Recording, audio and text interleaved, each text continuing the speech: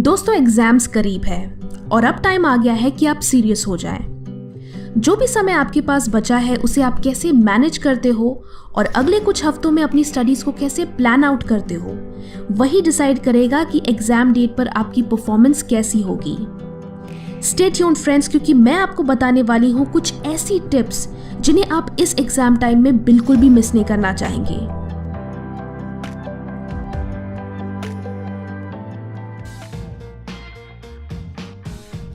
Number 1, किसी भी युद्ध में जाने से पहले एक रणनीति की जरूरत होती है और आपके आने वाले एग्जाम्स किसी युद्ध से कम नहीं है।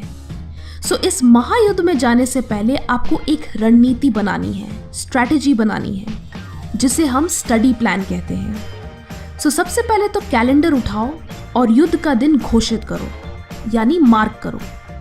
उस दिन से लेकर जो भी गिने चुने दिन बचे हैं उन्हें काउंट करो। इट्स ओके, घबराओ मत, काउंट करो और अकॉर्डिंगली अपने बचे हुए सिलेबस को डिवाइड करो। डिपेंडिंग अपॉन कि कौन सा सब्जेक्ट टाइम कंज्यूमिंग है, इजी है या स्कोरिंग है, उन्हें अकॉर्डिंगली उतना टाइम अलॉट करो।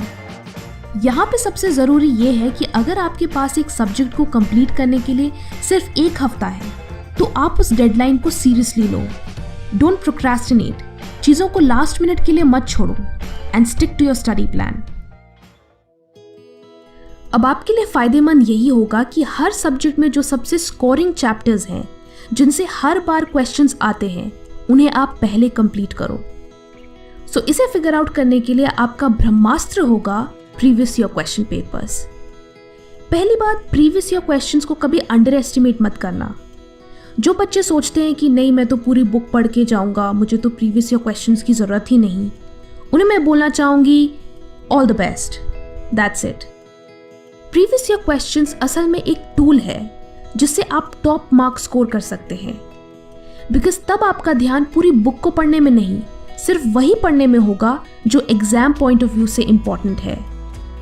आपका ब्रेन लेस क्राउडेड होगा एंड आप एग्जाम के दिन इंपॉर्टेंट चीज़ों को याद रख पाएंगे।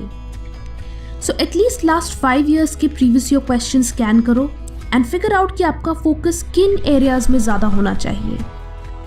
Number 4, prioritise sleep. लुक, अगर आपको लगता है कि आप लगातार 12 घंटे 16 घंटे पढ़ोगे एंड आप एग्जाम में अच्छा परफॉर्म करोगे, देन यूर रॉन्ग। इससे आप mostly irritated, distracted and burned out feel करोगे। ब्रेन को इन्फॉर्मेशन अब्जॉर्ब करने में टाइम लगता है, इसलिए साइंटिस्ट रेकमेंड करते हैं कि स्टूडेंट्स को एक बार में सब कुछ पढ़ने के बजाय थोड़ी देर पढ़ना चाहिए, फिर एक छोटा स्लीप ब्रेक लेना चाहिए और फिर पढ़ाई कंटिन्यू करनी चाहिए, यानी स्टडी स्लीप स्टडी। इसके लिए आप आफ्टरनून में बस 30 to 45 मिनट्स के लिए सो जाओ और रात में भी proper sleep low, 6 to 7 hours at least. इसके मल्टीपल फायदे हैं। आप जब भी सोकर उठोगे रिफ्रेश्ड एंड रिचार्ज्ड फील करोगे, ज़्यादा से ज़्यादा इंफॉर्मेशन रिटेन कर पाओगे एंड नेक्स्ट डे आपको चीज़ें रिकॉल करने में भी आसानी होगी।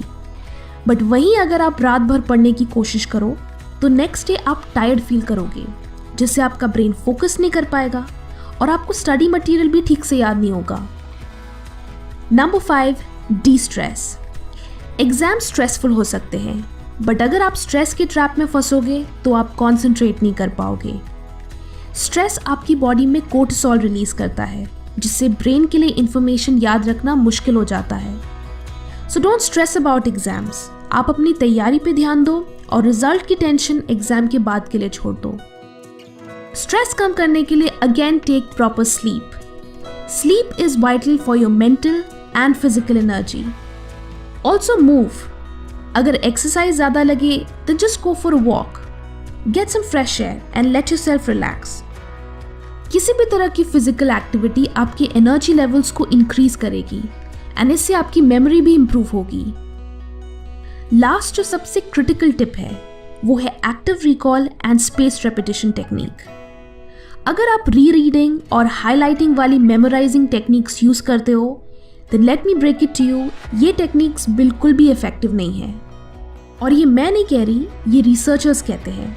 अगर आप लंबे समय के लिए चीज़ों को याद रखना चाहते हो, then use active recall and space repetition technique. इन टेक्निक्स को मैंने डिटेल में इस वीडियो में एक्सप्लेन किया है, तो आप इसे ज़रूर देखें। ये साइंटिफिकली प्रूवन है and this will help you study smart and score better in exams.